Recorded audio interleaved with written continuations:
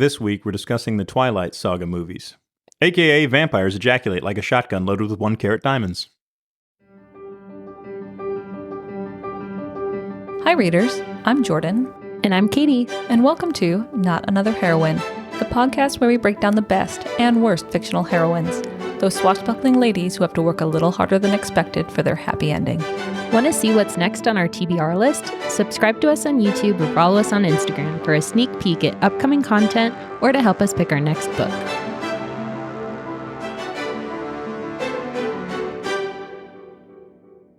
Before we start, we wanted to actually thank one of our readers. Our readers, So username is probably daughter with several underscores. It just delights us every time that we actually have interaction about people actually listen to this. Oh, we have real listeners, and that's even if we disagree on certain points. Mm-hmm. I appreciate her take. It was really good. Mm-hmm. I don't agree with everything, but it's also food for thought. Yeah, especially the part with Bella as like the unreliable, there we go, got through the word, unreliable narrator, because I feel like that's a pretty valid point, that she's a 17-year-old girl, so everything's coming through that filter, and it's not something I really picked up on when I was actually reading Twilight. Yeah, that was a really good point. And then also the recommendation for The Host, which I read. Have you read it? Mm-mm. Yeah, it's super good, and she wanted you to read it, Rob. Oh, man.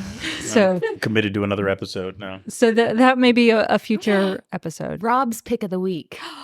Yes. We're volunteering you to read the book. Rob, I thought I was going to get a pick of the week opportunity, but I don't read you guys' genre, honestly, so it's probably for the best that you tell. Okay, I think you'd like it. This one is like grown-up Animorphs. Yeah. Oh. Yeah. Grown-up Animorphs. Mm-hmm. Yeah, the little like aliens that infiltrate. Oh, I said it right. Nice. No shot. Yeah, and there's still a shot sitting on the table. We should fare pretty well this time around because we're not all like 5 drinks in at the beginning before of recording. We start. So no. we were in the hole already. It was hard to clamber back out. Yeah. Yeah. So just as we progress through the movies, it's just going to get a little bit more entertaining. Mm-hmm. Okay, that's deserved though. Because like New Moon was like an up point and then it just went downhill from there. Yeah. New Moon almost made me a Team Jacob. I could see that, but I have my reasons. I will get to them. The cinematography was so good that I almost agree with your point. It just looked pretty. Yeah. All of the scenes in New Moon were so good. Yeah. Do we want to just start talking about New Moon? Let's just get into New Moon. And actually, that's one of my first points, which is the opening dream scene, which I know you said was super hokey. I thought that was like a nice, creepier touch to open with. Oh, no. You're talking about the grandma one, right?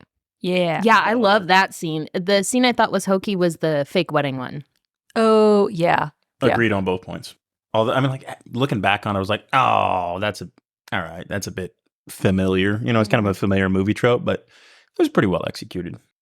I feel like it had the right pacing to make it kind of like spooky, like you were saying, scary, like unsettling, because they could have rushed through it and it wouldn't have felt the same way.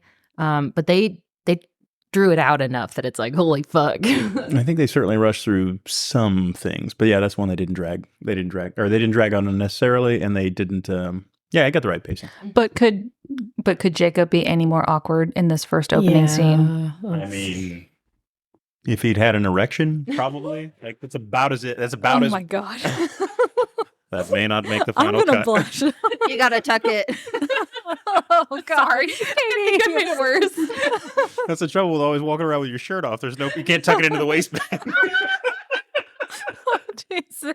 It's probably in the porn version of New Moon. Oh god. Please don't. Oh, I'm keeping that. That is staying in here. Oh my god. Yeah. Jordan, I feel our resident Victorian woman is fanning herself. Oh my, I feel flushed. You do feel flushed. She's gonna swoon. This is an inappropriate conversation. Yeah. Mine's a bit crossed. Oh god. But it's true though. Yeah, because that's my biggest gripe with this whole movie is like how awkward Jacob is the whole time. But it's interesting. So the first time I watched this, nerd reveal moment, I went for a birthday party. That is every podcast. Is a nerd reveal. I don't know if you guys have checked your guys' podcast description, but yeah. That's mean. Mean bug. I went to this for a birthday party, the like midnight premiere of New Moon. We all wore like the t-shirts and stuff for the birthday party. You were those girls. Yeah. It was 14, 15. Yeah, that's fair. 13, That's what you do. Yeah. I'm more Twilight shirt than that. Yeah. I feel like the first time I watched it, though, I had a little bit more like Jacob could be a competitor vibes. But then rewatching it, me and my partner were watching it together, and we both were kind of like, there's no shot. Like it's always been Edward. This was my biggest hiccup with New Moon, which is it doesn't. Well, it's not New Moon. It's Twilight 2, the first movie, because I don't think they cast Jacob right. Jacob is supposed to look like a 30-year-old man when he has his little glow-up session. In the books, like they hit puberty and they turn into like men. And then it was just like, oh, here's a super buff 17-year-old with a buzz cut. Like that was the only glow-up. And because I think in New Moon, the book, she legitimately has this back and forth like, oh my God, this man, because that's the only person who could compete with Edward is like another adult man. Yeah, well, I mean, so full disclosure too. I only read the first book, so the remainder of my experience with Twilight now is just from the films. So yeah, I don't have that. I don't have those touchstones from the books to make reference to. But I think that's why Jacob had such a rabid fan base. Is because if you read him in the book, he's like this tall, dark, swarthy, like man's man type of character. And in here, he's just this whiny little bitch. Like it's really annoying. No, washboard ab twink. Yeah, 100%. Yeah. It's so spot on. Yeah, that was disturbingly spot on. Oh yeah. No, the people who cast these movies knew what they were doing. Maybe I don't know. I'm not sure what they saw in Kristen Stewart, but that's fair. Yeah.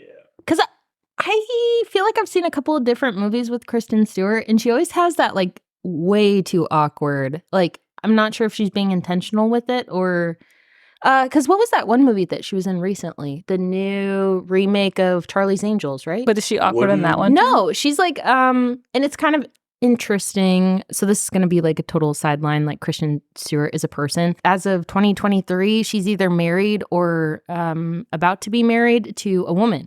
So she had her like gay awakening, and it's interesting because Charlie's Angels was in 2019, and she plays a very like obviously either bisexual or lesbian character, and she's a lot like stronger and like more sure of herself in this movie. So the scenes where she's actually fighting for something, like not just in New Moon, but also throughout these other movies, is when she like actually seems invested in the character. Yeah, like when she's yelling at Jacob in the last one, like you imprinted on my daughter. Like that was the one scene that I was like, that's a reasonable reaction. Like she played that well. Or when she's running to save Edward at the end of New Moon, like her whole like I'm going to save the world and save you kind of moment. It's very forceful. Yeah, I mean, I'm still not impressed with her range because I feel like anger. I'm not an actor. I've never had any acting training or anything like that. But I mean, it does seem like anger would be one of the easy emotions to convey, whereas concentration, she clearly struggled with. like we're going to focus on how you can extend your shield power to other people, and she's like, all right, I furrow my brow and drop my chin, and that's focus. Like, did you ever read a book? Okay, but I will say she kind of did this deadpan humor really well. So yeah, the scene in the movie theater when camera pans between Mike and Jacob, I died. My partner, we were watching that scene, and he's like, "Are they both trying to hold her hand?" It was like, and his expression was so fucking dying. Like gently cupped hands on the armrest, upturned at the appropriate angle. Yeah, and like her shoulders hunched in, and she's just looking like, "Dear Jesus, get me out of this theater." I fucking died. What was the other kid's name again? Mike. Oh man, and who's that squeak? Like, what was the name of the movie too? I remember just rolling my eyes like, I get it's a movie, and so it's a movie within a movie, and it's gonna have to have like an especially over the top name, but it was something like, it's Punch Face. Oh yeah. You guys want to go see Punch Face? Like, yeah, that totally sounds like a movie that would totally be out. Who approved that? I know. But my favorite point was love spelled backwards is love. From my Sweet Mike. Oh God, it was adorable because he had that like feeling about him that he's like, oh yeah, like whatever that like love movie is, like I know the whole cast, I have read the book, I have posters up on my wall. It was adorable. It was cute. Yeah. But so Bella's whole, like, this is backtracking a little bit, her depression cycle, that was very well done. Yeah, and it was kind of hard to watch almost, especially as like an older person now. It's like, ugh. It's hard to watch in real life too. Like seeing, like, you don't know how to help people, and then you kind of feel resentful for people feeling that way because there's nothing you can do. Yeah. So it just impacts everyone around them and their entire environment. So it's just this never-ending cycle of like doom and gloom for the person experiencing it, and also for everybody around them. Yeah, I feel like Billy Burke, the guy that played Charlie, did a really good job as like being this like helpless dad that you like see your kid going through this like just depressive cycle and you have no idea how to help, and then you kind of have like a over the top reaction, like, okay, you're gonna go live with your mom now, and she's like, oh no, like I'm gonna go hang out with my friends. But it was a very realistic like depiction of a father figure. Like, I have no fucking idea how to help you, but maybe your mom can. Ugh. Yeah, he's an underappreciated actor too, honestly. I think this is one of the better performances, although minus the laugh and in some of the final scenes. Martin Sheen was amazing. But Charlie's one of my favorite characters from the series, honestly, in the books and in the movies, because it all just tracks. Like, this is one of my struggles with the books, or with the stories, rather. I'm going to say stories to combine the books and the movies. One of my struggles with is like, I don't feel like the characters behave in the most realistic ways given the circumstances that have been painted for them, except Charlie. Charlie makes a lot of sense. Charlie squares up to the situation and confronts it. Like, although one time where I thought his reaction was somewhat muted was about the time, Taylor Lautner, Jacob, about the time Jacob's pants came off. Save it. We have to come back to it. I thought Charlie's reaction was a bit muted, so. True. Okay, still a new moon. We're trying to stay on target. But no, go ahead. I was just going to say that the whole adrenaline rush thing also tracks for like depression, like seeking any way to feel something. Totally on point for someone experiencing that. And I thought, I feel like I already talked about it, but didn't really talk about it. The cinematography of these like moments was really well done in New Moon, like more so than any of the other movies. Like the ghosts of Edwards that she sees are like, they're pretty. I thought that was dumb. What?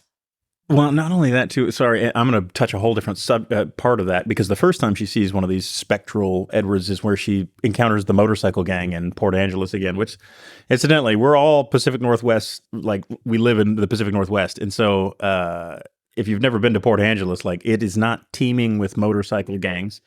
But she's walking down an alley, and then this motorcycle gang calls out to her. One of my issues with it was like, all right, I get it's a movie. They're telling stories. They have certain archetypes that they can thrust in to conveniently portray, like, oh, she's on a death spiral, on this depression cycle.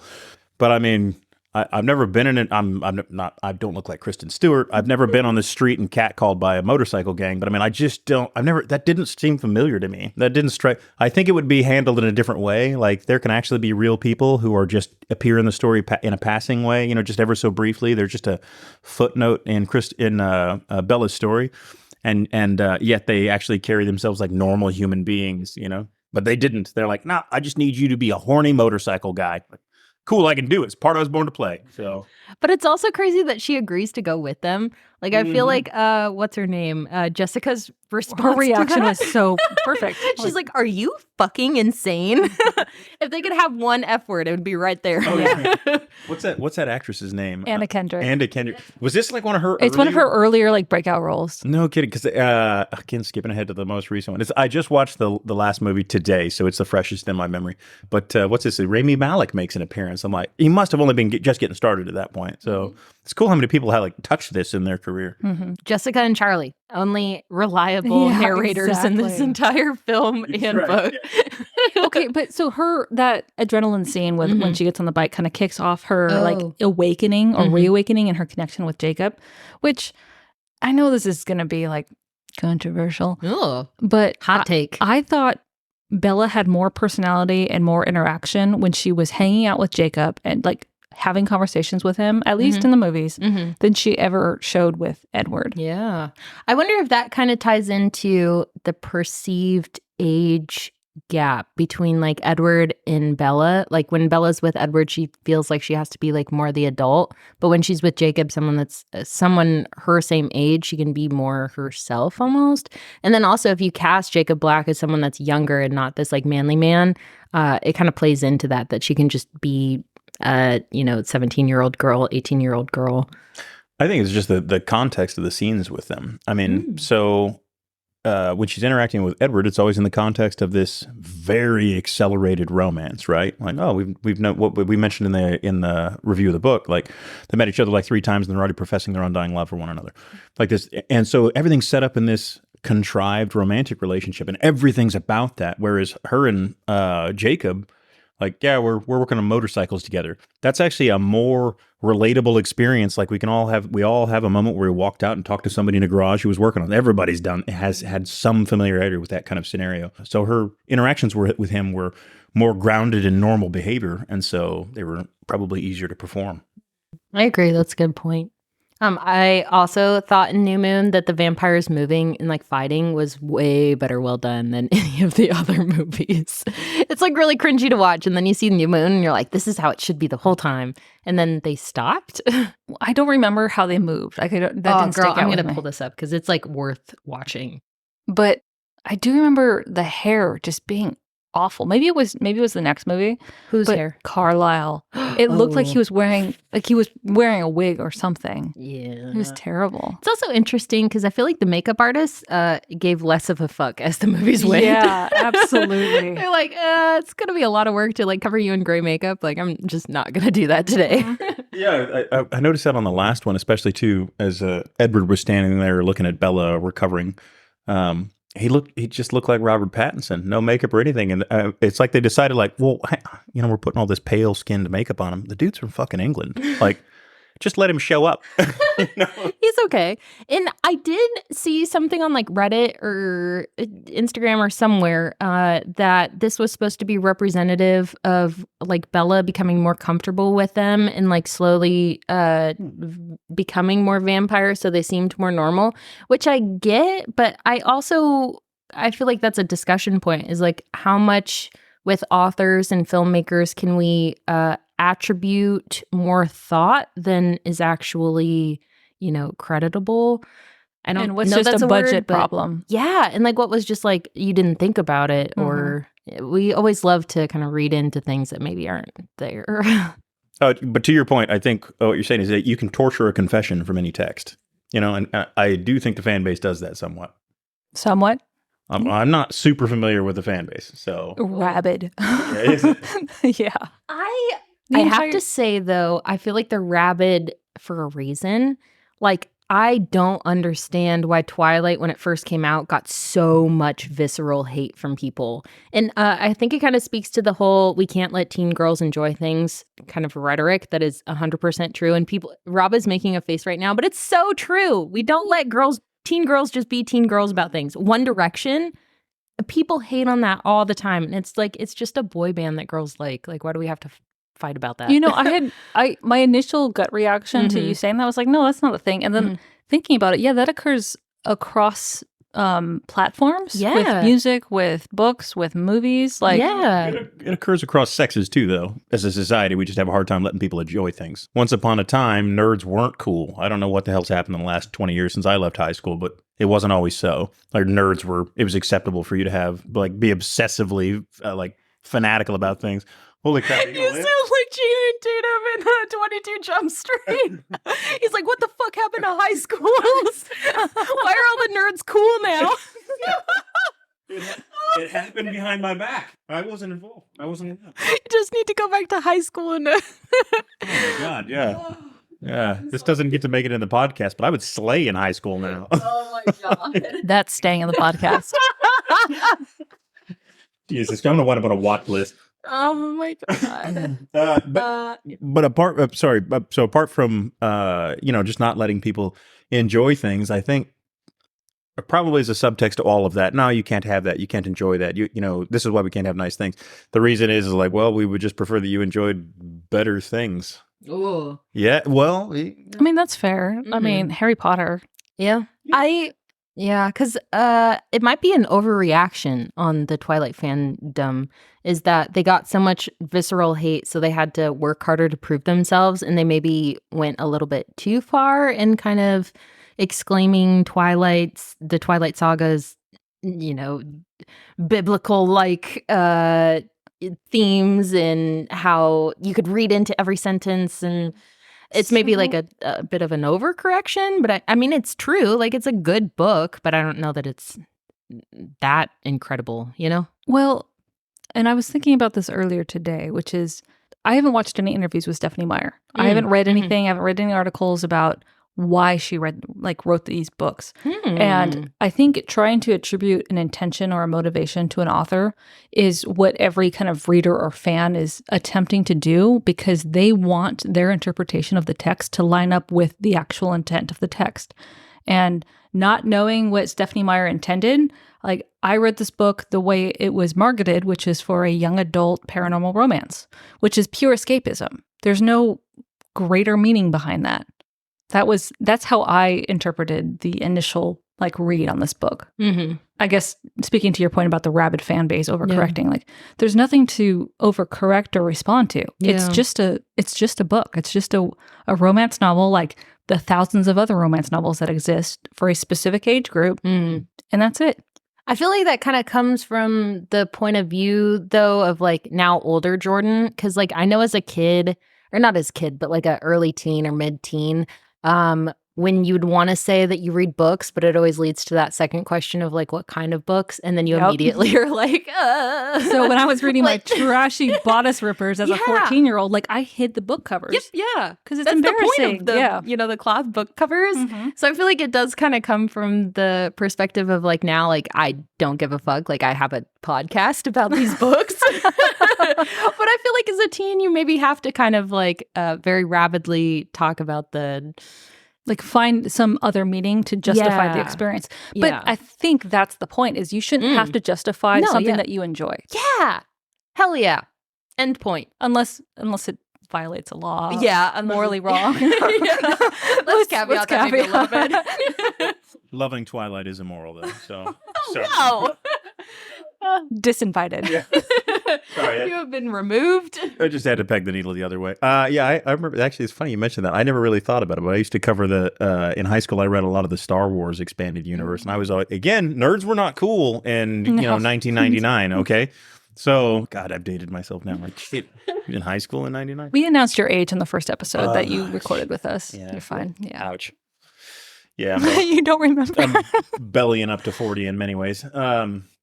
But yeah, I used to hide. I refused to crack the spines on my paperbacks, but I would curl the cover around so you couldn't see, and then cup the cover so they couldn't see I was reading Star Wars expanded universe stuff. It's what fucking nerd reads Heir to the Empire? It's actually really good. It's one of the best. It's in many ways it's better than what George Lucas wrote. So that's how I feel about fanfic until I stumbled and told my husband about it, and now he's just yeah, you're reading your smutty fanfic.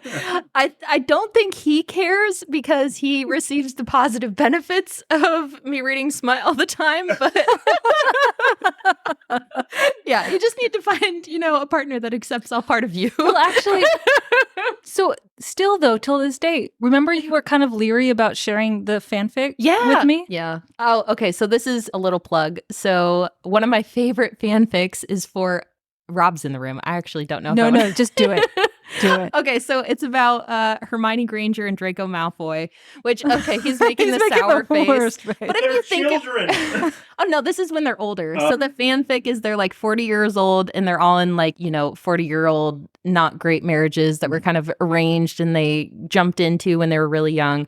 But the fanfic is The Politician's Wife by Pyromancer. Yeah, that sounds right. Something like that. It is. It's my favorite, and I've read it 2 or 3 times. And there's a podfic podcast version of it that I also listened to last night. And me and Jordan have been talking about fanfics recently, and I'm oh, maybe I'll just send it to her. And she didn't respond because something happened with her phone during these 2 days that she was reading it, and I was I can't ask her because then it's gonna be what's her response if she didn't like it? And she's oh well, it was all right, but it's maybe not my taste, and then I would have to stab myself in the heart and die. I'm talking faster because I'm stressed out. I'm sweaty. But then when she finally like came into work and I was like, so, and she's like, I stayed up all night to read the fanfic. And I'm like, thank fuck. It was so good. Like as I was reading it, I'm like, I need to find out who this author is. Yes. Like she has got to have real books out there. Yeah, it is so good. So it's The Politician's Wife. It's amazing. Why's it got to be a she? It read like a female author. Yeah, because Oh. So I catch shit when I say my first exposure. I don't know if I mentioned this on the other podcast. My first exposure to Twilight was my sister was a diehard fan. The movies had just come out. I happened to be in town. She says, "Let's go see this movie, Twilight." I was like, "That's something about vampires." Okay, cool. We'll go check it out. Halfway through the movie, I lean over to my sister and I say, "Is this based on a book?" She said, "Yeah." Like, because I mean, sometimes you can tell when a movie's based on a play for like the way it's staged. Like, oh, they're always in the same two rooms. You know, there are hints. You know, so I'm like, "Is this based on a book?" She said, "Yeah." Like another 5 minutes goes by. Is the book written by a woman? And she says, "Yeah." And it says, "Figured." And I catch hell for that every time I say it. It was like, it's sexist. Okay. You know? So for The Politician's Wife, this fanfic, I think maybe and this is just a like 90% guess as far as like, is the author a man or a woman? Mm-hmm. Like it's because Draco is written so well. Yeah. Like it's like, that's how you would want Draco to speak and Yep. behave. Yep. Like, yeah. So in the We're way off Twilight. But what's do they wind up like in an affair or separating? And so it is kind of an affair, which is like the questionable part, but it's well written. So they're both in uncomfortable marriages. Like Hermione's obviously married to Ronald Weasley, and they're kind of in the midlums of just kind of like a meh marriage. They're she's a workaholic. Draco is not really a workaholic, but they're both trying to become the deputy prime minister for magic. And so it's like this political tie where Hermione's always the like by the book, you know, always gets dumped with everybody's like busy work because she's like, oh, we have to do this. It's like the morally right thing to do. And Draco understands the game of politics. And he's like, I need to, you know, go to these like after work hangouts, and like no actual political work is happening in the ministry. It's like afterwards. And he's just kind of like wooing her. it's like he's loved her the whole time. Yeah, it is it's so good. Ugh. We need to send, see, that's like a new level of our friendship. I'll be honest, I'm game. This sounds good. It's so fucking good. Okay, so I think this was our mini review of that. Yeah, that we is just true. we just stuck it in. So one thing I didn't like about this, we already talked about it, but it was Hermione. It's written in first person, and her reaction is either like annoyed or angry, pretty consistently throughout the story. Like she doesn't like have a lot of emotional. And I think this is a good example of like just a conveyance for the reader. Yeah. Like insert yourself. Now you get to romance Draco Malfoy. Because who wouldn't? Girl preach. He likes Monets in this fanfic. No, he's an adult. He likes Monets. He plays tennis, well dressed all the time. Is that why very you're playing rich. tennis now? He likes. Okay, you know what? My parallels in real life are none of your business. Yeah. That's interesting. He likes still art, like, because I mean, in the magic world, paintings move and stuff. He likes money. No, it's interesting that he likes Muggle art. That's a cool. I wonder if that was a deliberate contrast with his earlier pureblood sentiments. Yes. I'm game to listen to this. This sounds actually pretty good. Better than Twilight. There's an audiobook and a regular like version of it. Shooter's preference. How long is it? 60,000 words. I want to say it took 2 hours. Maybe? Yeah, it's not that long.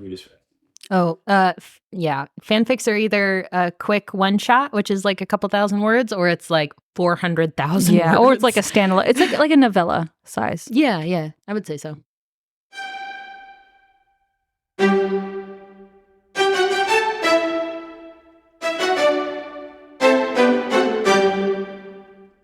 Eclipse was my least favorite book or movie.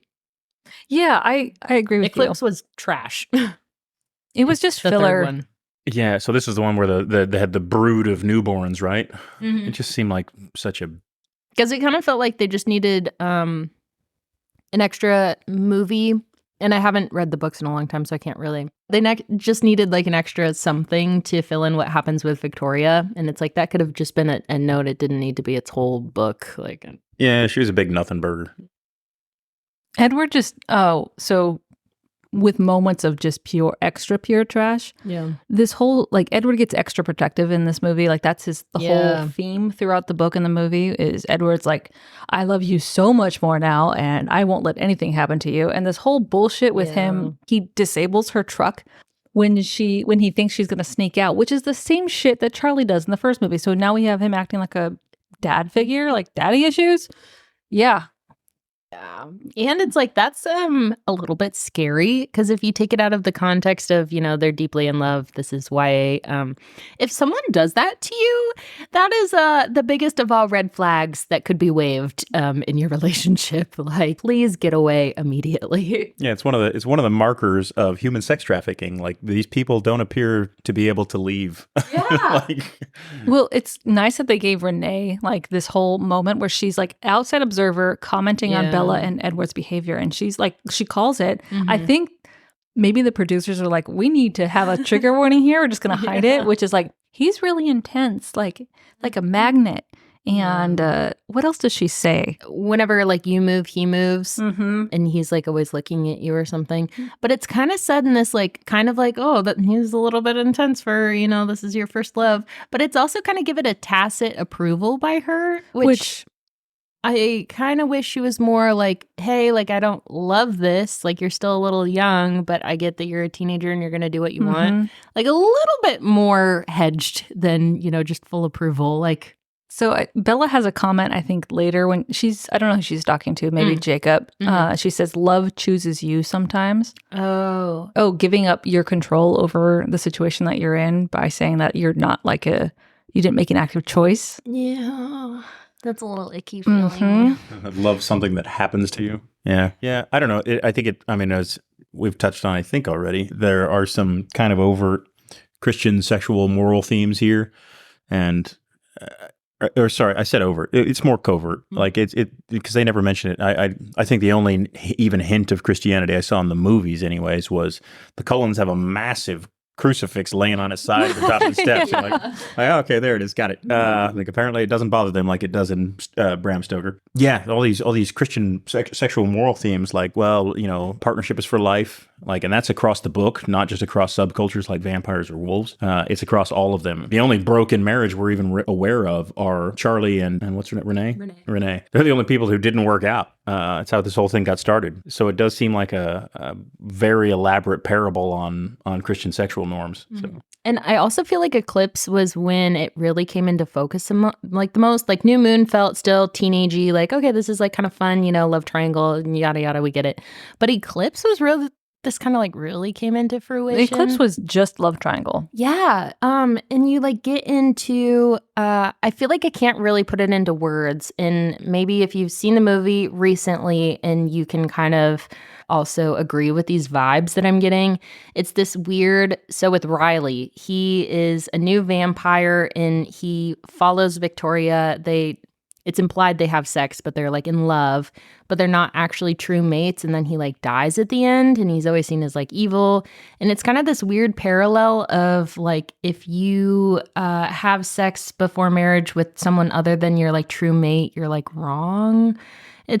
It was kind of epitomized in the Victoria Riley thing is seen as like evil. And it kind of gave me the heebie-jeebies because this is the first movie that they talk about not having sex until they're married, like at the very end of Eclipse. And it's just kind of a weird, like, it makes me feel uncomfortable. That tracks, yeah. Yeah, sex is currency will end in doom, that sort of thing. But you mentioned something too. I think you made a good point I hadn't considered, which was because I was thinking like, well, I mean, what the hell? This whole thing with Victoria, it's a big nothing burger. It was just this massive segue. That's not true because what it does is it sets up the conflict of the love triangle. So I guess that's the point of the book or the point of the story. It also introduces some like major consent issues because the issues were already there to begin with. But Jacob has this whole scene where he like forcibly kisses her and he tells her, I won't take no for an answer. Like, I just don't believe you. Oh, excuse me? It feels yucky. And then that she like hit him and it didn't really impact him at all and only impacted her. Like and her emotions that she was projecting, at least during these scenes, it's like anger to acceptance to now I'm second guessing myself. So I should believe you. But honestly, Thank you, Charlie, for the comedy, because his face when Jacob says she broke her hand punching He's me. like, what?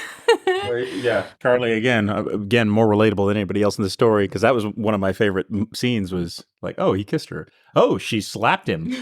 Cool. Like, good response. Well, it did piss me off though. Like, not a few minutes later into the film, he's like, well, she doesn't know what she wants. Like, well, she knows that she wanted to slap you after you kissed her. Like, I mean, I know you're 17, you're still working shit out, but like, that's a pretty explicit. I know she didn't say no, but if somebody slaps you, dear reader, it's a no. So, but then she wears that fucking bracelet he got her with the wolf on it. oh, shit.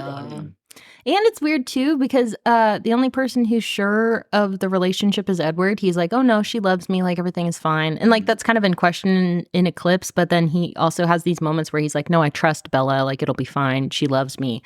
So it's this weird kind of like paternalistic thing where he's the only one that knows that she's going to choose him, but she's like in doubt herself, but like not actually in doubt. It's other people telling her she's in doubt. You know what I mean? Yeah, Bella was infuriating during this movie because Yeah. she is constantly flip-flopping between the two. Like, Edward gives her a diamond bracelet after Jacob gives her, and she's like, it's pretty, thanks. Okay, this But- is supposedly the love of your life. Yeah. It does kind of give credence though, or credence. Take a shot. God damn it. We had one finally. I was doing so good. Go ahead and You might want to think I'm shake Bill. that a little bit. Oh Jesus! All the alcohol is like. Are you sure you're going to drink water? Ugh. There's a lot of water in this. But to give credence to the point that daughter underscore made, oh my God, that looks horrendous. I'm gonna cry. Is that like Bella's the unreliable narrator? Like, maybe as a teenage girl, you would maybe feel in doubt. But I also feel like when I was a teenager, I was 100% sure of things that maybe I shouldn't have been sure of. You know what I mean? Like, I didn't have doubt, but Well, maybe I should have. I think it's really normal to feel torn between people, right? Like a love triangle tropes exist because they happen in real life. It's very relatable. I wish people could have seen your face. Is it really that bad? We're going to get a camera in here. You need to include stills. Maybe we should dump that out and just do the straight peanut butter whiskey. No, I will pronounce every word correctly for the rest of my life. This is behavior modification. You notice how precisely she said correctly? Is that another show? There was almost another like vowel sound at the end. Correctly. Correctly. So I think, I mean, it's annoying that Bella, she just keeps Jacob around. Like, it's definitely going to end up in a, I was with Edward like, oh yeah, no, you're good, bro. She's definitely going to wind up with you. But she just keeps him around, just keeps him on the hook. And it's annoying, but it also kind of tracks. Again, like I can appreciate when people are complex. In fact, I really wish it happened more in these books and movies. So Bella, being undecided as a 17-year-old girl, torn between two smoke show dudes, one of whom happens to be immortal and is promising her eternity. I can see you'd feel conflicted about that, and you'd want to have your cake and eat it too. But yeah, my complaint is that Edward still seems a bit two-dimensional. But let's talk about the tent scene on the mountain. I still don't understand how at the end of that they're like, okay, we're bros and we're both gonna protect her. Like, there's no fucking way. So I was quoting, I was writing down quotes from my partner because he watched this with me. He suffered, and he said, "Just fucking make out, you gay pose."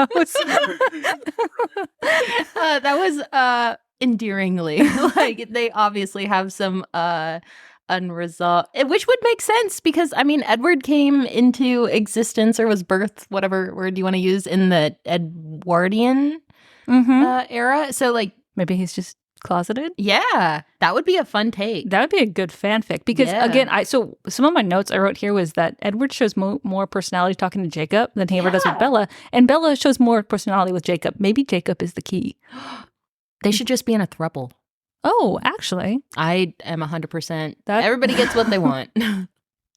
Rob does not agree.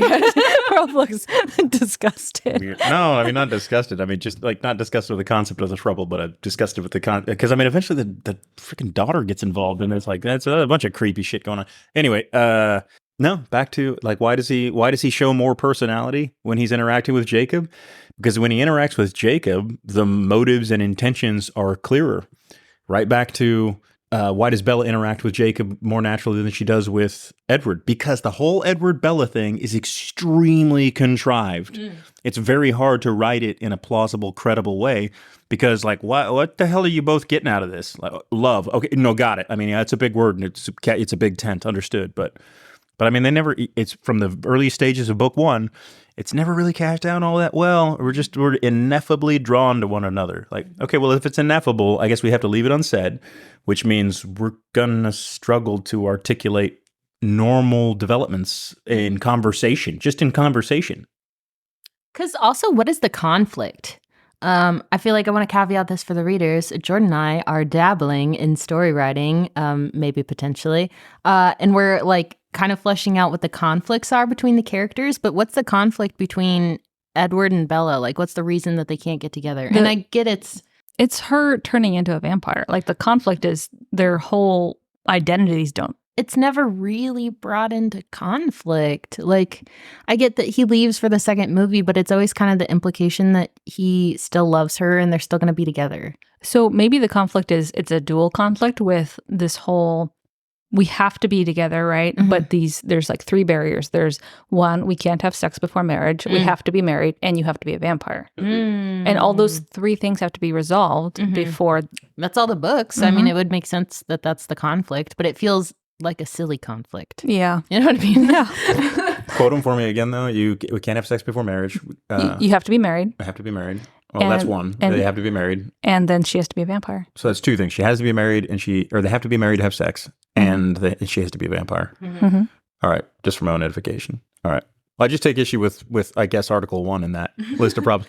Well, because I mean, again, back to this is a weird oversight for me from the writer's perspective, which is that again, I think there's a lot of like undercurrents of Christian sexual morality in the books, saving it for marriage, and it's again across subcultures, wolves and vampires and everybody seemingly, and nobody bats an eye about it. Like, yeah, no, obviously we're not going to have sex until we get married, and then we just casually gloss over as participants in the story, the characters in the story, or as viewers watching the story, as people wantonly murder one another. I mean, I get not our heroes and stuff, but I mean, we just casually blow right past. Even so, actually, that's not true.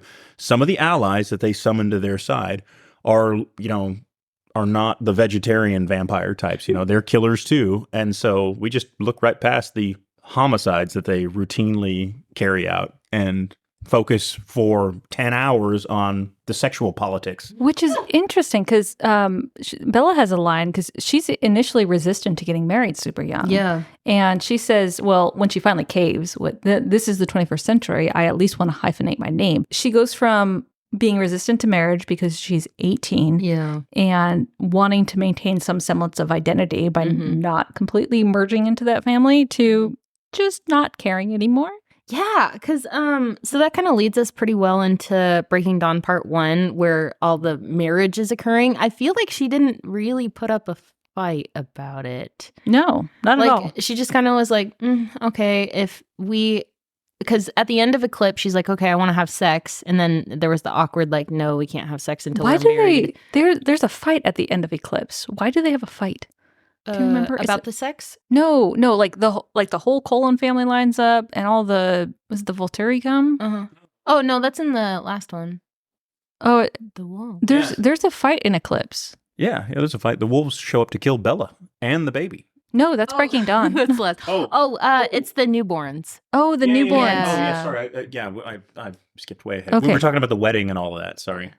No, because like the fight at the end of Eclipse is with the newborns, but then at the very last scene is like they have the house to themselves. I think the night the fight is happening. I'm getting confused now. But at the very end, Bella and Edward have the house to themselves, and she's like, okay, like, no, we're doing it. Like, that's what this means. And then Edward's like, stop trying to take off your clothes, which, again, I didn't love because you can do a lot of other things to, engage in sexual intimacy that's not sex, which does involve taking off your clothes. And he's like, don't take off your clothes.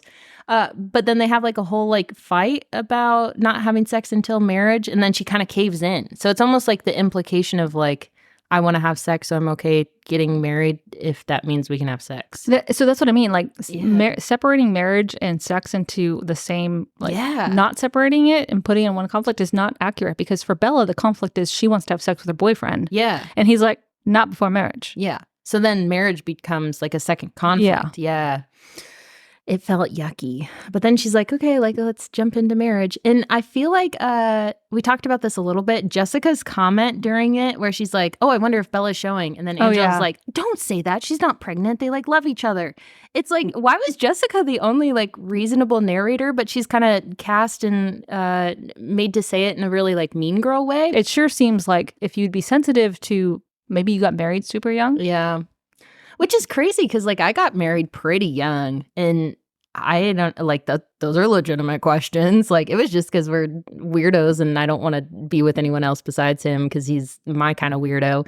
You know what I mean? But, I mean, I don't take offense to people, like, questioning why we got married so young because it's, like, objectively speaking, yeah, that's weird. It just worked out. Mm-hmm. So, it just felt yucky that sex and marriage were intertwined and it turned into like a caveat or almost like an ultimatum. It's like, because where would the relationship be if she didn't agree to that? They would just keep doing this very awkward, like, we're going to go to chemistry class together and sit next to each other. And, oh, you're going to smell good. Yeah, because what does happen after that if she didn't agree to be married? Would he have eventually caved? I don't know. He's kind of no, not going to say that. She held herself back. But yeah, Breaking Dawn Part 1. The wedding was beautiful, though. The wedding inspired so many other weddings. Oh, yeah. Where did the rose petals come from? Oh, in the dream? Oh, that's right. It was a dream, right? Shit, I'm sorry. I'm conflating though, too. Mhm. My bad. But the dream was super hokey. But the actual wedding was beautiful. But I didn't love that she was like really anxious the whole time because I feel like the cinematography of it didn't convey that she was nervous about being in front of all the people, not nervous about getting married. Because when I saw it and I didn't really think about it, I'm like, oh, she's nervous about getting married. Like, that's awkward. And then she had, the scene or whatever. But they could have done a little bit better job of like, oh, I'm scared I'm going to trip in front of people. And they had the one line with Charlie where she's like, oh, don't let me fall. And it's like, but that wasn't enough. Like, she was stressing. So Breaking Dawn, this was, again, a complaint about this whole series, which is in less than 5 seconds of the opener, Jacob is there shirtless. Yeah. Running into the rain. What's the point? Like, are we just catering to our audience, nice to our look fan at. base? Yeah, I mean, yeah. He's got such a weird See, we're on the scrunchy. same page. I don't like his face. What's the point? I mean, he didn't work out 4 hours a day for 3 months before production for nothing. Like, Yeah, chicken and broccoli only. Yeah. Like, he needs his 10 minutes of fame here. Jordan doesn't agree. I don't We agree. No, I mean I don't agree. It's a total. I mean, again, I think fundamentally all of these movies and books, as far as I can tell, it's like they started with the question, what would be ultimate wish fulfillment for a bookish 16-year-old girl? And so everything, including, I mean, down to what happens in Breaking Dawn too, Breaking Dawn, where she becomes a vampire and she's the strongest one in the room, and she's the toughest one in the house, and she wins the arm wrestling competition and all that. I'm skipping way ahead. Yeah, all just more wish fulfillment. That's me. I'm that girl. Like, Oh, also, sorry. I feel called out. But please continue, Jordan. Okay. Jacob has this really awkward, weird, irrationally angry scene at the beginning where he's like, holy shit, you're going to have sex while you're still human? Oh. Come on. Like, very preachy. Yeah. but not just preachy. And I mean, again, I think I said to you guys yesterday that I'm kind of over pointing at plot holes because I mean, there's a bunch. How did he become so certain that if she had sex with a vamp, like that immortal sexual congress was, a death sentence for the mortal? How did he know that? I don't think he knows that. I think he doesn't want to say, I don't want you to have sex with him. And he finds some other way to phrase it. No, he seemed really certain that it was going to kill her. And I mean, and he even turned around and said it to his wolf chums. And it just like was I think I said yesterday, which was, I think as I said yesterday, like what happened? Did Billy Black gather all the pups around the campfire and say like, all right, so these vampires, right? They glitter in the sunlight, they feast on human blood, and they ejaculate like a shotgun blast full of 1 carat diamonds. Is that what Billy Black told them? I mean, honestly, there's no way that's going in. No, I'm keeping that. It's I gold. hope it It's is. staying. Because I have several questions about the how does everything that happens in Breaking Dawn Part 1 happen in Breaking Dawn Part 1? Like, I don't love how some YA books immediately pose that you get, or you find your true love, you fall in love, you get married, and then you immediately have a baby. I don't love that narrative. And or immediately in Twilight. yeah, like on her honeymoon. Well, also she has. I'm sorry, Edward is so forceful when they're in bed together that she has bruises all over herself like a domestic abuse victim. Yeah, Great touch. yeah. That's just them playing into we're just accepting on faith that, because when Jacob has his reaction like, oh, you're going to kill her if you have sex with her while she's still a human, like, I think that's a plot hole, because how the hell does he know that? Why is he so confident in that? But at this point, that has been introduced into the court's record, and now we all know it because Jacob inexplicably told us. And so this is them just fulfilling it. Like, no, it genuinely is problematic for a mortal and immortal to have sex. Like, just never mind the pregnancy aspect of it. Like, he could kill her, apparently. So I do have another partner quote to introduce, because we were halfway through Breaking Dawn Part 1, and he turned to me and he's like, we're 7 hours into this series and this bitch ain't a vampire yet. true. Yeah. So that kind of does bring up, so we have like a little bit of a group chat that we were talking about this movie as we were watching it. And I went on Reddit and there was someone that had a hot take of basically, I feel like Bella shouldn't have turned into a vampire during the series. And I kind of love that idea. Like, I felt like it was inevitable she was going to be a vampire or whatever, but I feel like it's a much better narrative and story and lesson for young girls and really like young kids that are reading this book, because it's a YA book, is that she doesn't have to change who she is to get the things that she wants in her life. Except the message of this is that she has to be a vampire in order to get what she wants. Like, why? Like, can't she just be who she is? Like the nerdy, kind of awkward, stumbling girl, and that's enough? Yeah, what a message to send young girls. If you want what you want, you have to change. Yeah. Okay, another message like overlaid on this, right? So we're skipping ahead, right? So honeymoon, she gets pregnant. Yeah. She has a baby. Like, we'll get back to that. But she wakes up a vampire. The whole thing, like, oh, you had a baby, you almost died, you looked like a fucking skeleton, and now you look like a goddamn model and you just had a child. I also don't understand why her first, like, inclination was, well, I guess she did right when she woke up. She's like, where's Renesmee? But I feel like as a new first mother, you would want to see your kid before anything. Yeah. Even at a distance. Like, I don't. But, like, have you seen, I forget where I read it, but it was like a thing of women having their makeup done while they're in the hospital just after they give birth. Yeah. Unreasonable expectations of like, oh, you almost died, so you proved yourself worthy of motherhood, so you get to look like a goddess. Yeah. On the one side, I see that. And then on the other side, it's like women who want to look good when all the pictures get taken, which, like, cool, I get it. But it also kind of feeds into the like weird like Instagram, you know, picture taking of every event of your life. And like, do you need to look picturesque when you went through something really fucking difficult? Like, you could just be who you are. We talked about it a little bit earlier where she goes from all about Edward, I'm in love with you. Yeah. I will defer to your every wish and desire just to be with you, to I don't give a shit what you think. This is my child. I'm going to do whatever I want with it for my child. Yeah. Like, that's also not healthy. Yeah, because I also don't love the narrative that like you were saying, it's marriage and then it's a child. Like, it kind of equates motherhood, childhood to wifedom, to being happy, to being in true love. But like, some people can't have kids. Like, it shouldn't, like Rosalie, like she could not have kids, and that was like a big thing in her life. But it shouldn't be that motherhood is when you make it. You know what I mean? And the only time we see Rosalie like happy and positive and like having great interactions with the character is when she's like being a pseudo mom for Renesmee. Yeah. It feels not good. I don't know. The whole thing was just kind of like Gross. Problematic. Yeah, gross and problematic. Yeah. Because like, one, it kind of goes against bodily functions, like how that worked. And then she wanted the baby despite it killing her. And like, that's probably a good time for medical intervention abortion. But it was really nice to see Edward like have more of a I don't know, personality again, like Yeah. anger during this time. Like, I care about you. Like, I've worked so hard to be with you. You've worked so hard to be with me, and now you're willing to give all of that up. Yeah. Why don't I get a say in your like well-being? Yeah. And you just get to make all the decisions. It was a very reasonable response. I didn't love that he kept calling it. Like it was almost too clinical of a objection. Like it should have been like, I love you, the baby, you know, it's not really a baby yet, it's still a fetus. Like I think the backstory with the newborns maybe probably caused yeah. some of that. I could see that. Or no, not the newborns, the immortal children. Yeah. Yeah. It just felt kind of weird that he was calling it like it. Like it felt a little bit too much. Maybe not the author, but the movie, the theme was trying to vilify him too much instead of those being like very reasonable objections. You know what I mean? But also Rosalie was super hot. Oh my God, yeah. They like figured out her makeup hair combination, A+.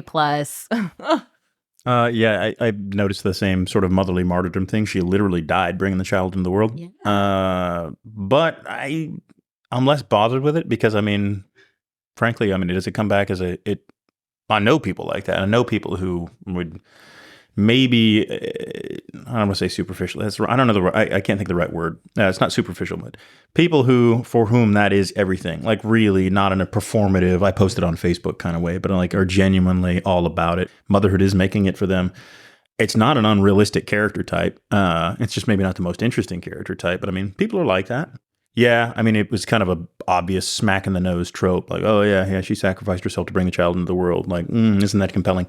God, that's really dismissive. Women do die in childbirth, and it's tragic and awful. And sorry, that's a bit of a downer. But you know I think that's I get the point you're trying to make. It just bums me out that that's the trope they went for with this book that's been super influential in the developmental years of all these teenagers of like fall in love, marriage, and then kid, all within 4 months. Yeah. Real fast, yeah. Well, and also this continuation of the love triangle while she's pregnant. Seriously, yeah. So God, what are you doing, Jacob? Go, and then but like, what is Bella doing? She tells him like it feels complete when you're here, Jake. Fuck off. Like, and also Edward, how would you do something about that, man? Like, come on. Because he even grimaces during that. Like it flashes to him right after she says that, and he's like, excuse me. And she gets cold, and he's like, I'm on it. And he's like nestles over and like cuddles up to her butt. And like, no, I guess he's the only one with any body warmth in the room, so off he goes. Super weird. Oh, it was yucky. Actually, you know what? We were talking about they should be a throuple. I mean, they practically are. Nice take. There was silence because we all kind of thought about it. Like, yeah, they kind of are. At least until he winds up screwing the daughter. No. I didn't write it. Stephanie Meyer did. Yeah. Don't blame me. That is okay. We should talk about that. Yeah, let's talk about We're that. already in basically Breaking Dawn Part 2. Oh, hang on. But before we move on too much, I mean, did anybody else notice how rapidly they went from at the wedding, the wolf, I forget the alpha's name, Sam. I forget, yeah, with how rapidly went from Sam being like, she's not our problem anymore. Because remember, he just cooked off about you're going to have sex on the wedding night. You know, it's going to kill her. So Sam's like, she's not our problem anymore, man. She's not our problem. They were basically, I don't want to say indifferent, but I mean, they were like, I mean, whatever. She's made some choices, and that's that. I mean, in that kind of tone, like not like well, she'll get what's coming to her later. And then later, she's pregnant. And like he whips them into a fervor. They're all wolves communicating via telepathy, and he's like, "That she's made her choices, and we've got to kill the fetus, kill the baby," which are more abortion undercurrents there. And they're like, "Well, but Bella's a human; she's under our protection." Was like, "Well, not for much longer." And I mean, like they were ravenous to go kill Bella, and like, where'd that come from? Yeah. It was like this sudden like groupthink swing from, well, she's not our problem, to like, no, we're going to go raid a house full of vampires and murder a pregnant woman. Like that shit's going to happen. Like, wow, that was sudden. Like we really went from 0 to 60 in quick order. That is kind of weird. There's a plot hole there. I just accepted it when I was watching the movie, but now when you say that, I'm like, Well, maybe that feeds into the whole like vampire child thing that Jacob knew about. Maybe like Jacob wasn't told enough. If we're assuming like why he didn't want her to have sex with him while she was still human. I don't know. I think that's attributing too much. Yeah. Like we just have what we have in the movie, and That's where I'm thinking. You have to cherry pick and sidestep plot holes and loopholes and things like that. I mean, There's plenty of good stories that have them. But I mean, there's a lot of, there are many, what is it, Deus Ex Machina? Just, we've got a mechanism that punts the story along here. That was Jacob, for instance, introducing like, no, she can't have sex with a vampire because it'll kill her. Like, oh, I guess she can't, because the 17-year-old werewolf kid knows everything about vampires. I guess that's true now. So, because that is kind of weird, because Edward's whole characterization is someone that's very careful and trying to not hurt Bella with everything that he does, and he's taking it very slow for his own sake. But like, why did marriage allow him to do whatever he wants without thinking about it? You were gonna make a point, and that's why we moved to Breaking Dawn Part 2. What was the? I'm looking at my notes, and all I can focus on is yet another partner quote. Oh God, which was, "Go back to Quidditch, bitch." Oof. yeah, Cedric Diggory for the win. My boy. My boy, it was such a good scene. It was. We just heart-wrenching. And appreciate how well, man, that guy went full send on that moment. God. Like, my boy. Oh God, even thinking about it tears my heart out. That guy killed that. He did not need to bring that to that teenage kids movie. Please tell me he got that role. They just halted the auditions at that point. Like, yeah, no, he's got it. He's gonna yeah, that's definitely gonna be like, that's gonna make the trailer. So, I think it was something about Renesmee and the throuple. Oh, yeah. I am triggered. I feel like the whole Jacob as Renesmee's, what do they call it? Imprint thing was just a justification to make the love triangle okay. Because that's the only reason that exists. Because this really is Christian morality, like you can't have sex until marriage, like would go to show that you wouldn't be able to, like, I don't know, consistently flirt with another man while you're seriously committed to another. Yeah. Not cool. You know, yeah, what it does is it cashes Jacob out. Here you go, buddy. There's your chips. Like, because he's been in this whole haul for Bella, and he's not gonna get her. Like, well, where's his just desserts? Like, that's cool. We got an infant coming your way, buddy. Like, super creepy. See, it's like the worst part. Like, I'm not a Christian, so when I talk about Christian sexual morals and stuff like that, that's the perspective. I'm an outsider looking in. But like, we can all agree though, there's some really creepy vibes. For instance, the fundamentalist Latter-day Saints, where they have dozens and dozens of they're still practicing polygamy with minors and stuff like that. Like, that sort of stuff, grooming children from birth for marriage. Like, those are the vibes that get off that. They try to save it too in the beginning. Well, like as an imprint, you can be a brother or a friend or a father. Like, no, no, it always leads to being in a relationship, which is fucking disgusting. And it's basically grooming, because you start off as that protector, the friend, the brother, and then all of a sudden, it's so like. I think if we hold anything against the series, it's this. Yeah. I agree. And the weird scene, I don't know if you guys caught it, but when after Jacob imprints on Renesmee and then Bella is like fighting him about it, there is like a scene where he's like, "You don't feel anything for me anymore, do you?" And she's like, "Well, no." And he's like, "Yeah, because that was Renesmee. Like the whole time I was in love with you, I was actually in love with Renesmee."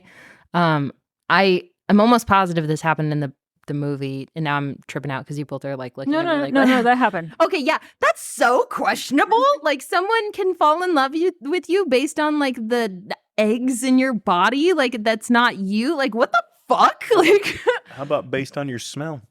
Yeah, this is what I'm saying. Like, I don't think it's the only thing we can hold against the series, because I mean the exact same social power dynamic exists between Bella and Edward. He's 108 years old and she's 17 when they fall in love. That's a really good point. I've been saying it from the first book. This is creepy and weird. If he didn't look like Cedric Diggory, we would find it creepy and we would hurl the book across the room immediately.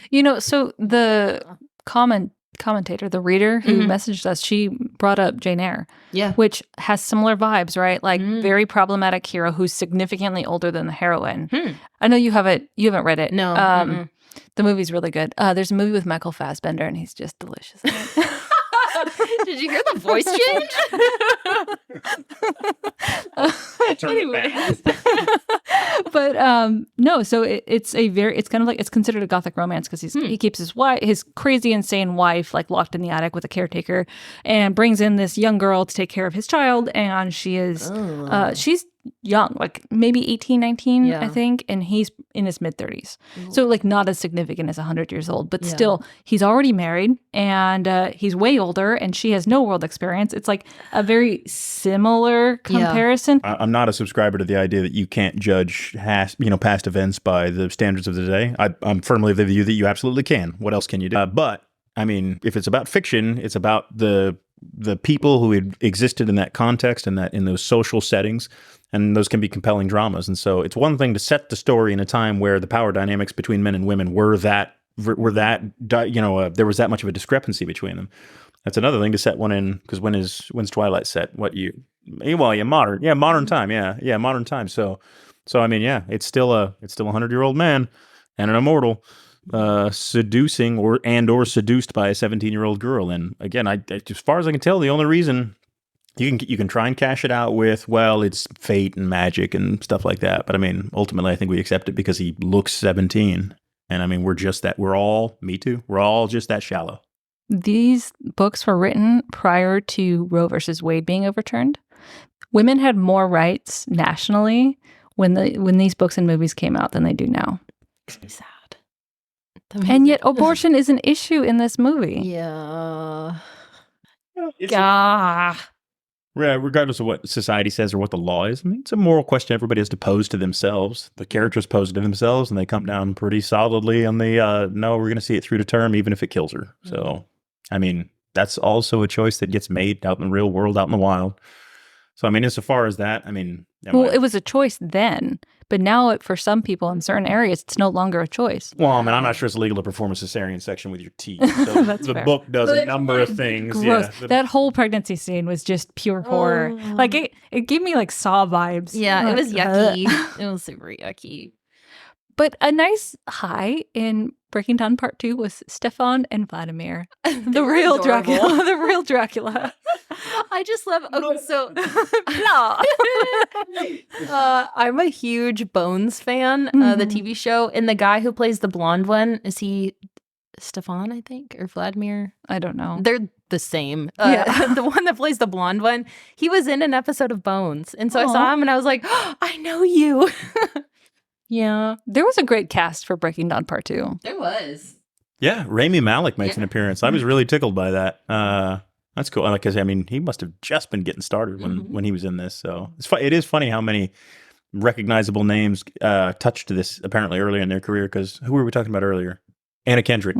No, same thing. I'm like, oh man, they got her for a bit part. Oh, I guess she was probably only up for bit parts at that point in her career. So I'm a huge Anna Kendrick fan, but Yeah. also she got like in the ending credits, they did such a good job. I Yeah. think like homage to the books, right? We talked about They this. did. Yeah. But Anna Kendrick, she gets a lineup with 3 other characters and like Yeah. she's in every single movie, and yet like some of the like Stefan and Vladimir got their own standalone parts in the credits. Like that was a little bit of a questionable move, but it kind of makes sense though, because I was reading something about how in Twilight the book there's another friend in their friend group, Lauren, who's like the quintessential mean girl. And I guess in the movie they decided to merge Lauren and Jessica's characters into just a more mean girl version of Jessica. So it kind of makes sense that she's kind of pinned up as the friend that you don't really like, or the friend that doesn't really like you, the like mean girl that you're just does that mean they're not a friend? Yeah. Yeah. But it's interesting because she was really one of the only reasonable people in the movie, and then Her and Charlie for the win. They're on a lone island by themselves. Yeah. But yeah. they'll probably wind up married. Ugh. Knowing the way things shake Yeah. out. Well, no, they introduced the whole weird love interest for Charlie, Sue Clearwater. Yeah. Which That happens in the book, I think. does it? Yeah. Oh, okay. But again, it's just weird. Like, why did they need to add Why did they throw that in? Like that would have been a deviation from the book that would have helped the movie. Yeah. Well, because honestly, I mean, true to form, Charlie's the only well-written character. Like, Mm-hmm. oh yeah, his life goes on while this fantasy drama, this melodrama unfolds between everybody. Yeah, because there was a couple of scenes. So I feel like this kind of brings us to some of our broader points about Breaking Dawn Part 2. So there's a couple of points in the movie where you really feel for Charlie. Like, he's left on the outside. He has no information about his daughter, who just, all of a sudden fell in love with this guy. He left. She went through a huge depressive episode. He came back and he doesn't love her. Or he doesn't love this guy, but he's like, okay, if he makes you happy or whatever. They get married super young. He's uncomfortable about this. And then all of a sudden she disappears for a couple months and he's freaking the fuck out. Like, yeah, like if you look at it from Charlie's perspective, that is fucking terrifying. Like, your child just disappears and then the next time that you see them, they're different. Like, it has all kinds of fucking like cult vibes. Like, if you just look from Charlie's perspective, how terrifying. But they just kind of gloss over it. They're like, yeah, she's in love. This is like her true love. She's become a vampire. She's immortal and stuff. But like, from Charlie's perspective, like, he's in a cult. Like, Creepy. Well, everything is okay as long as you're in love. Yeah. That's kind of the messaging there. Jesus Christ.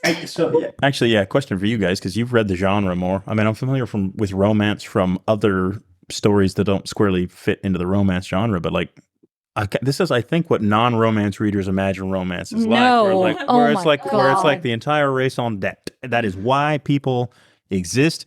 It is to meet their one true love, couple up with them, save it till marriage, and then get married and happily thereafter. That's it.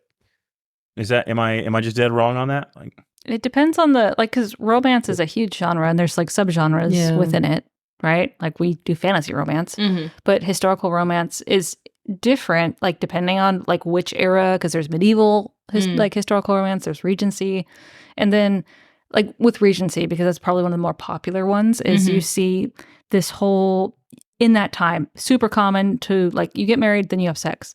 In Regency romance novels, it's very common for like, the hero and the heroine cave and they have sex before marriage. Because they can't resist themselves or whatever. And then like the buildup is either them getting married or it's the reverse, which is they don't have sex. There's some sort of conflict preventing them from resolving their relationship. And it's more of an emotional development back and forth. Like, it just depends on the spicier end or not where you are. But it's the development of the relationship. That's the focus. And Twilight does that. Like, Twilight is a romance novel. It's just the development of a relationship. It just takes 5 fucking books, right? 5? Yeah. No, 4 books, Midnight but 5 Sun? If you Midnight count Sun is just Twilight from his perspective, right? Why do we need that? No. Yeah.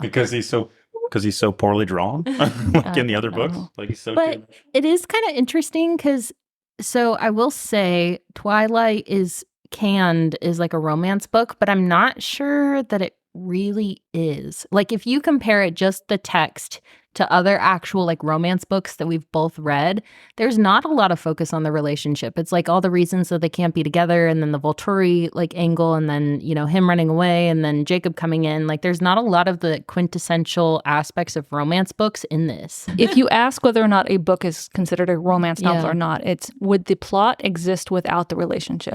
That's true. Yeah, because this would not. No. But it's crazy though, because it doesn't really focus on the romance. Like, we don't get, besides book 1, like, we don't get a lot of points of them like developing the relationship, like getting to know each other. I think that's why it's a bad romance novel. Because you don't see the development, like the emotional development between those two characters. No, because they're in a committed, not even lifelong, but eternal relationship from like page 150 in book 1. So yeah, there is no development because it happens in the blink of an eye. Because even like a lot of, so I haven't read a lot of these books, but I know it's a genre that exists, like fated mates. Oh, yeah. Yeah. Rob's looking at me questioningly. It's like when 2 people are like meant to be together and like deterministic and what? Oh my God. So you said fated mates. Yeah. There is an author who is... Oh, that's a word, right? No, it's not. That is definitely a shot, Katie. So you should look up an author named Christine Feeham. Last name is Feehan. And this is one of the authors that I read as like a super young teenager. Her trope with all of her books, it's the same book, just different character names, basically. It's fated mates.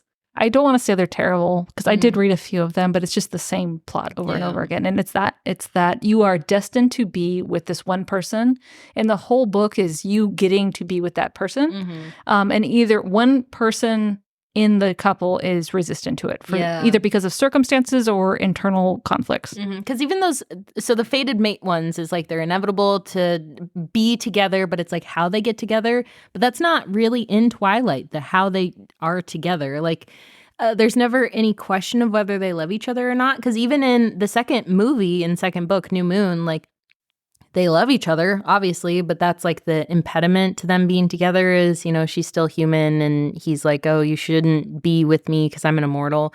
But it's still like the love is never a question. And I feel like it's more satisfying in romances where it's like, if it is, and that's what you commented on initially, which is like Edward never doubts their love for each other. I want to say, because it's been like way too long since I read like New Moon and all the other books, is that there is an element of doubt on Bella's part during New Moon, because it's as the love triangle progresses, she's legitimately questioning like, well, Edward is gone, Jacob is here, and he's this man who can also take care of me and protect me and whatever.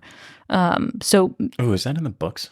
I think so. Like that's actually a rationale. He protects me. I don't. I hesitate to say it because it's been so long since I read the books. But I want to say it felt like there was way more doubt, which is why it was readable. Because I didn't read the books right away when they came out. I read them later. Like, this Twilight really stands alone. Like, you can read. Like, would you agree with that since you just read? What? Oh, just the first book? Yeah, I'd say. I mean, no, actually, no. I don't think I do because I mean, where does it end? I mean, seriously, where does it finish up? It ends up with prom, the immediate threat. I mean, prom. Yeah, actually, yeah, that's right. The end scene is prom, and Victoria's there loitering in the background. At least in the movie, she was. Yeah, no, and I mean, it ends on a starting point. Like she's been introduced to the world. The initial threat has abated, but I mean, she's not a vampire. She's just in a relationship with one. She hadn't even graduated high school yet. So, yeah, no, I don't think it's. I mean, it's a complete story into itself, just like book 3 is, where there's the emergent threat of the newborn, the broods or whatever they are. But I mean, yeah, no, it's clearly the prelude to a longer saga. I don't know. Twilight is still going to be one of those movies that I watch every 3 to 4 weeks. Put it on.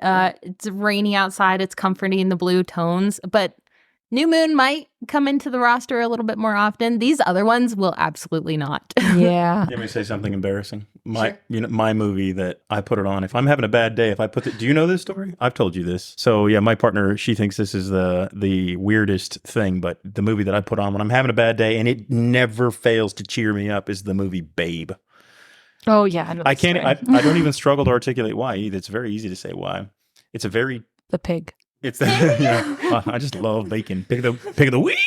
No, I love it because it's a beautiful landscape. Every scene is in this beautiful rolling verdant green hills. It's just this idyllic setting. It's perfect. Pretty soundtrack. It's a really pretty soundtrack, and the performances are really kind of heartwarming and heartfelt and well done. And it's kind of an uplifting story of a little piglet overcoming adversity. I'm like, what in there is failing to cheer you up right now? No day is not made better by Babe the Pig. No shit. I love this movie. No shit. It never fails to cheer me up. Also, the earlier Harry Potters do this too. Yeah. Same kind of vibes. Because they're so hopeful and optimistic and things always work out. And I don't know. What? I'm laughing, but endearingly. Like you loving the movie Babe softens you in such a way. You should know, like you probably picked up by now, like I'm not exactly coarse. So, yeah. Babe. The little piglet. It's so cute. When was the last time you guys watched it? When was the last time anybody saw it? I don't know that I've ever seen it. I watched it as a kid a long time ago. I'm gonna add that to your list of 2. You got to watch that. And you got to both of you need to see 3,000 Years Old. I've seen it. I love it. It is so good. You watched it? Yeah, I watched it right when it first came out. It's amazing. It's been on my to watch list. It's based on a short story. Oh, sometimes it's based on that tracks. Actually, that makes a lot of sense to me. But part of the reason I like it is it's kind of a mix. It's not unrequited love, but it's a more complicated than everything works out, and it's more complicated than it didn't work out. Yeah, I love the ending is phenomenal. Oh, it's so good. It's so good. And that's a real fairy tale. Yes, that strikes actually- the fairy tale vibe perfectly. It's almost impossible to describe. And I don't think they followed the short story as much. Very much its own thing. Yeah. I don't even want to talk about it because I don't want to spoil it for anyone because it's so good. Do we want to end with talking about why no one died in Breaking Dawn Part 2? I was excited when the passports came out, like, Edward and Bella don't make it.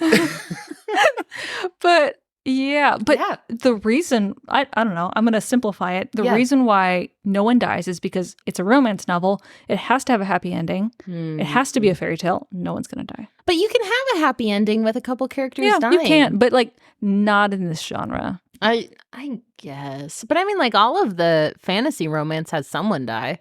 Yeah, that's what I mean. Like this is just pure romance. Oh. Like I would not argue that this is like a fantasy with Yeah. a dashed romance. This is just a romance. Happy ending guaranteed.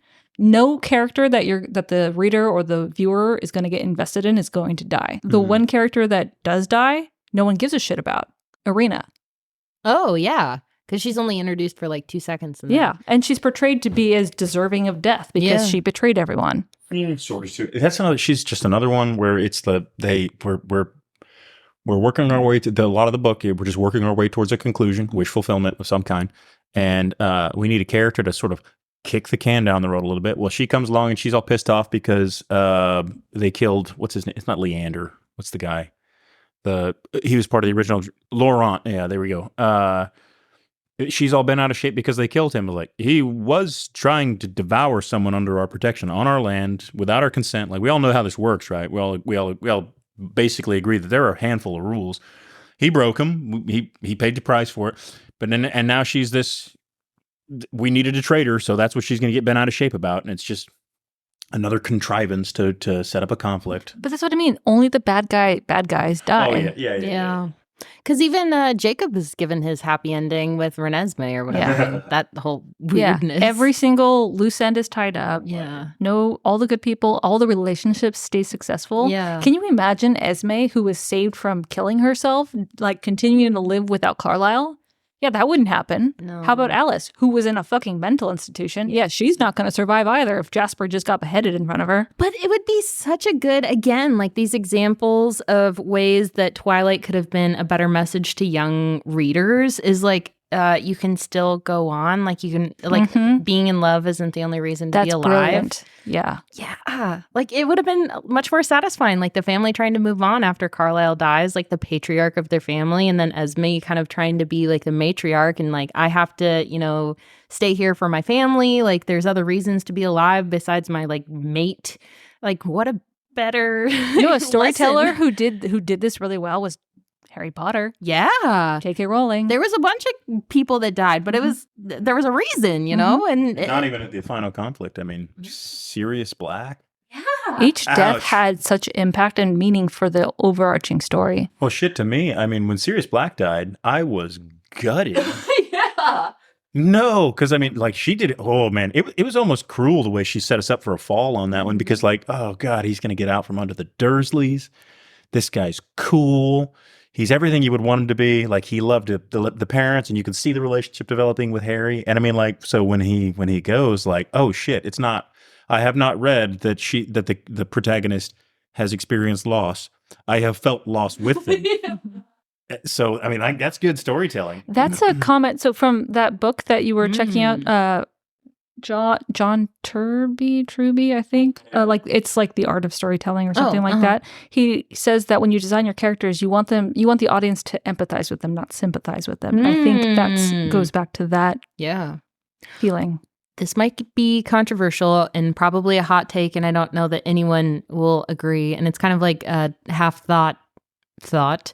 I feel like Carlisle and Jasper didn't die in these because nobody would really have a believable reaction to them dying. You know what I mean, though? Because, I mean, none of the relationships were, like, developed well enough that you would really feel any kind of grief for those characters. Like, it had the shock value. Like, I know in theaters, like, everyone seeing Carlisle's head, everybody fucking went insane. But you don't really have any real relationship developing moments between Carlisle and Bella that would make his death actually impactful. So it's like, oh, we'll instead give you the happy ending because these grief-inducing scenes aren't going to really make anything for you. You know what I mean? Yeah, no, I agree. This is I thought it was. I didn't mind the ending, actually. And actually, I think one of the better hours of the 10-hour saga was the last hour, honestly. Seeing things wrapped up. I really don't like how things worked up with Jacob and Renesmee and the whole imprinting thing, because that's just back to the, oh, cool, we've got another way for everybody to bond for life. But I thought it was it's a way of giving you both, really. It's the alcohol. Epic yawn. It's a way of giving everybody everything they want, that they want, and so they give you the downer, and then they do a bait and switch on you. I think the best example, I'm going to do a minor departure here. The best example, if you've ever seen, what is it? Oh shit, what's the name of the movie? Brad Pitt and Leonardo DiCaprio, Once Upon a Time in Hollywood. Terrible movie. Oh, but such a love it or hate it. It has a very, spoilers here, love it or hate it, I think they used a very, very clever narrative trick, because you know that the Manson family goes in there and they kill Sharon Tate and they kill everybody in the house and they murder everybody, and you're all driving towards that moment. And you know this is where it ends. It's a 3-hour movie, and there's this tension accumulating at the back of your head because it's a truly awful scene in history, and you know you're about to witness it. And then at the very last minute, so you get all the anxiety because you know how the story ends. And then they subvert expectation. They say, like, no, our heroes were there that night. They kill all these people in a very satisfying and grotesque way. And so you get all the anxiety of the scene where Sharon Tate dies, and then you get the wish fulfillment and the satisfaction of, well, it doesn't happen that way. And you can't even tell the story if the viewer doesn't know that that's how it ends. Which works really well for people who haven't read the book. So only if you'd ever seen the movies. So I think that was cool watching my partner watch it, because he's like, oh shit, everyone dies. This movie got cool. Yeah. Yeah. Screw these guys. But solid ending. But then like, oh, it was just a dream? What the fuck, man? So here's your happily ever after. Just kidding. But it wasn't bad. I mean, like, it was cool to see some of the powers in place. So Alice's power to it didn't feel like a contrivance when Alice walked in. It was like, let me show you the future. And it was an actual, okay, given the world that we've created here, this is an actual plausible outcome. She shows him like, no, your body ends up in a pyre in the next 5 minutes if you make the wrong call. So I mean, like, you're 5 minutes from the end of your immortality. Do you want to proceed? Okay, that tracks. I can see that. And I also like the idea that he's Martin Sheen's character. What is it, Aro? Yeah. That he's so sinister that, like, also, I mean, this is just a delay of game, right? He's not done being a sinister bastard. So yeah. I felt like he wouldn't have just accepted the Cullens, so scared of his own mortality that he would just dip out. Like, he's been around for 1,800, 2,000 years. I feel like he's probably brought up against more difficult circumstances and still decided to fight instead of just like, oh, I'm so scared I'm going to die, I'm going to run away. That felt a little unbelievable to me, because that man has to be fucking cutthroat, bloodthirsty to rule all of the vampires for that long. But he's all of a sudden scared of the power of love. No. He's scared of the fact that apparently Bella's a potent shield, which he's got some super weapons in his arsenal, but she has the appropriate counter for it. And even though they're outnumbered, if she can balance the game, all it means is like, all right, strategic withdrawal for today. That's why I'm saying it's just a delay of game, maybe. I'd be curious too if with Alice's visions, if the way his power works, Aro's, if he experienced that moment like as it was happening, or if he was like a separate viewer. Because if you're experiencing that moment, yeah, maybe like, okay, I'll take a breather. Yeah, I wonder if does she speak to that at all in the book? I know it's been a while since you guys both read it. I have no idea. Because his does seem to be a little different. I mean, Edward can read minds and stuff, but he doesn't have to touch anybody, so his power is apparently somewhat different. He can read all of. He can read all of your memories and everything, huh? Yeah. Not your active thoughts like Edward, right? Okay. Do they get more into what Renesmee's ability is? Because I mean, yeah, we don't really get to see much, not in the movie. She touches the face and then their face changes. And so clearly she has some impact. There's something exceptional about her, but we don't really get into I what she does. don't remember what it was, if it was described. The only thing I remember from reading these books and hearing about Renesmee was a little bit of confusion. So it could have been me skimming the books when I was younger and not really understanding, but I'm pretty sure I was confused when they talked about Renesmee as a whole plot point. Mhm. So cool. I don't know. I can live with a little bit of mystery. That's fine. But I mean, like, okay, cool. That's just an unstated thing. There are other mysteries in the books that are like, nah, you got to cash that out. Like, why would they not just be homeschooled? Like stuff like that. Okay, but wear makeup, like foundation, Yeah, to cover seriously. the glitter. Cover the glitter up. Yeah, come on. There's a bunch of solutions here. Though there was that whole thing in the books that they couldn't dye their hair and they couldn't wear contacts. 'cause And yet their body would, hair like- color changes in every fucking movie. Yeah. And in the movie, they literally put contacts on Bella when her dad's coming over. Yeah, because the contacts are supposed to like dissolve after however long because their body is whatever it is, poisonous, venomous. Well, that gets towards your question earlier. Like what fluids are in their body? Yeah. Okay. Again, how did Bella not die from some like poisonous semen? You know what I mean? I don't understand because I feel like a lot of books kind of gloss over sex stuff because, you know, it's taboo for young people to know about those things. But that's how you lead into scenarios where, you know, a girl has sex for the first time on her honeymoon and all of a sudden she's pregnant. Maybe not against her will, but like not intentionally. Like that results from not having these conversations about what happens when a vampire has sex with a human. You know what I mean? That's how we avoid the whole Renesmee thing to begin with. Better sex education. Levies for schools. That's our takeaway from this entire movie franchise is better sex education. Yes. Yes. I would vote for you. Oh my God, this podcast would immediately be brought up. We're going to put interspecies sexual relations back in the curriculum. Hell yeah. Oh my God. There's enough like monster smut romance right now that maybe it should be brought up in sex education. Going to sleep with vampires. Anyways. Anyway, I think that's probably a good stopping point. I think that's all we can constructively we talk are, about. We are going way further down the rabbit hole than I'm comfortable with. That's fair. I feel like this has probably been like talked about in fanfic and stuff, but these are legitimate questions I have. Mm-hmm. It bends the possibility of... Oh, be careful. We're going to get comments. That is true. we're gonna get more comments. But we have just aggravated the fandom. But I feel like in a kind of constructive way. Like, we haven't aggravated them like, oh, Twilight is trash. True fandom is obsessive. That's true. But I have questions. Like, if someone could inform me how this works, not in graphic I think detail, the that only sounds person gross. who can inform on any of these points is the author. Yeah, that is true. Because I would be interested, like, what was her thought process behind them being the only couple? Because that was my other question is, why didn't everyone have these children like Renesmee? Like, they're both the better parts of human and the better parts of being a vampire. Like, they're still immortal, but they can blend in with society. Like, why wasn't this a bigger thing? Actually, I think I have an answer for you. One, because apparently if the vampire isn't like genuinely deeply committed to the human, which it doesn't sound like it's super common because usually there's just food, they kill them in coitus. And two, if they survive, the infant kills the mother, as it did with the South American guy that they brought forward. So like it's probably rare just because survivor bias, they don't make it. So and the Volturi will kill them because there's confusion about like, all right, well, is it a human child that was turned into a vampire too young, or is it this half-breed thing? So since there's such a reaction, I'll accept that. But still, poison semen. Oh my God. With that, from our shelf to yours. We'll see you on the next page.